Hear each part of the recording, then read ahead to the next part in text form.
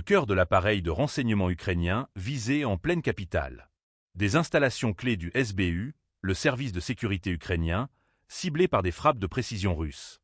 Et dans l'ombre, un système patriote américain réduit au silence. N'oubliez pas de vous abonner pour ne rien manquer de nos prochaines vidéos et partagez votre avis en commentaire. Peut-on encore parler de sanctuaire en Ukraine face à la nouvelle stratégie russe?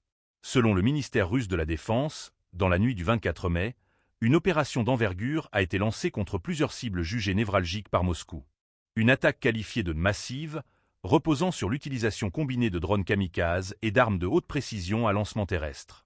L'objectif, frapper le cœur technologique et opérationnel du dispositif ukrainien. En ligne de mire, deux structures sensibles situées en région de Kiev.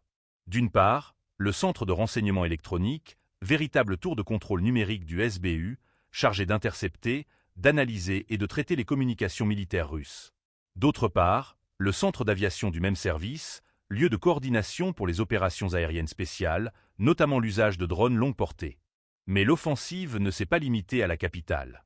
L'armée russe revendique également des frappes dans la région d'Odessa, contre un centre temporaire des forces spéciales ukrainiennes, identifié comme appartenant à l'unité Sud. Une infrastructure logistique utilisée pour la préparation de missions derrière les lignes russes.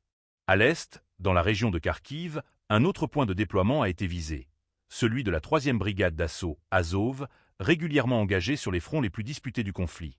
Selon les images satellites analysées par plusieurs groupes indépendants, des dommages significatifs auraient été infligés à ces installations.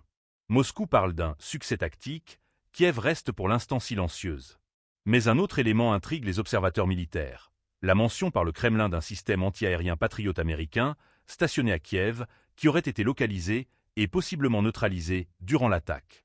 La présence de ce type de système, parmi les plus avancés au monde, illustre le soutien direct de Washington dans la protection du ciel ukrainien.